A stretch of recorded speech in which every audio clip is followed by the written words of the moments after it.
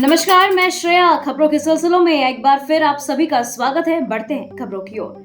पाकिस्तान की नापाक कोशिश पर भारत का मुंहतोड़ जवाब। Colonel Sophia. ऑपरेशन सिंदूर के दूसरे दिन विदेश मंत्रालय की प्रेस कॉन्फ्रेंस में कर्नल सोफिया कुरैशी ने बताया कि भारत ने केवल आतंकी ठिकाने को निशाना बनाया। उन्होंने कहा कि भारत का उद्देश्य किसी सैन्य या नागरिक ठिकाने को नुकसान पहुंचाना नहीं था, लेकिन पाकिस्तान ने 15 जगहों पर ड्रोन और मिसाइल हमले की कोशिश की, जिसे भारतीय सुरक्षा बलों ने विफल कर दिया। इसके जवाब में भारत ने लाहौर में घुसकर पाकिस्तानी मिसाइल सिस्टम को निष्क्रिय किया। भाकियों ने जताया सेना पर भरोसा, सभी धरने स्थगित। भारतीय किसान यूनियन के अध्यक्ष नरेश टिकैत ने ऑपरेशन सिंदूर को उचित कदम बताया और कहा कि देश की सुरक्षा के समय सरकार और सेना के साथ खड़ा होना जरूरी है। उन्होंने घोषणा की कि मौजूदा हालात को देखते हुए भाकियों के सभी आगामी धरने और कार्यक्रम स्थगित किए जा रहे हैं।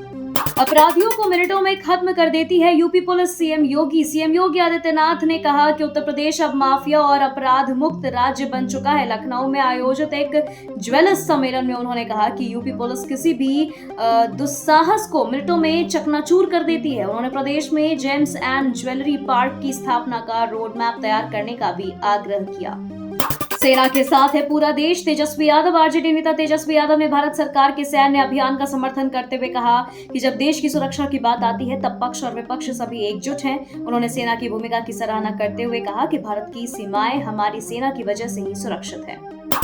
कांग्रेस का डिजिटल कदम। विधानसभा टिकट के लिए क्यूआर कोड से आवेदन। बिहार विधानसभा चुनाव के मद्देनजर कांग्रेस ने सभी 243 सीटों पर उम्मीदवारों से आवेदन मांगे हैं। खास बात यह है कि इच्छुक उम्मीदवार एक क्यूआर कोड स्कैन कर आवेदन कर सकते हैं। यह कदम कांग्रेस की चुनावी तैयारियों को और डिजिटल बनाने की दिशा में उठाया गया है। दिल्ली में होगी नकली बारिश, प्रदूषण पर लगेगी लगाम। दिल्ली सरकार ने वायु प्रदूषण से निपटने के लिए क्लाउड सीडिंग यानी कृत्रिम बारिश का ट्रायल शुरू करने की मंजूरी दी है। इस तकनीक के तहत मई-जून में 5 परीक्षण किए जाएंगे, जिस पर सरकार कुल 3.21 करोड़ रुपए खर्च करेगी।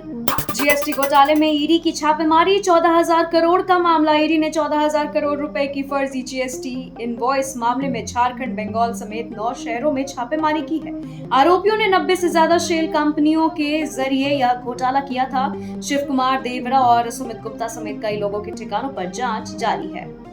ऑपरेशन सिंदूर पर उठाए सवाल। सांसद बेनीवाल का विवादित बयान। राजस्थान से सांसद हनुमान बेनीवाल ने कहा कि ऑपरेशन सिंदूर पहले क्यों नहीं किया गया। उन्होंने सवाल किया कि क्या भारत और पाकिस्तान के बीच इस तरह की कार्रवाई में कोई मिलीभगत तो नहीं है। उनका बयान सोशल मीडिया पर अभी तेजी से वायरल हो रहा है। आतंकवाद पर चीन का बयान। भारत पाक से संयम की अपील। चीन ने भारत पाक तनाव पर कहा कि हर तरह आतंकवाद का वो विरोध करते हैं, लेकिन दोनों देशों से संयम बरतने और शांति बनाए रखने की अपील करते हैं। चीन ने स्पष्ट किया कि उसे किसी भी सैन्य ऑपरेशन में चीनी जेट की भूमिका की जानकारी नहीं है। पाकिस्तान से जुड़ी मीडिया सामग्री पर प्रतिबंध। आईएनबी मंत्रालय का आदेश। भारत सरकार ने राष्ट्रीय सुरक्षा के मद्देनजर पाकिस्तान से जुड़ी वेब सीरीज, फिल्में, गाने और पॉडकास्ट पर तत्काल प्रभाव से रोक लगा दी है। यह आदेश सभी ओटीटी और मीडिया स्ट्रीमिंग प्लेटफॉर्म पर लागू होगा, चाहे वह कंटेंट मुफ्त हो या सब्सक्रिप्शन आधारित।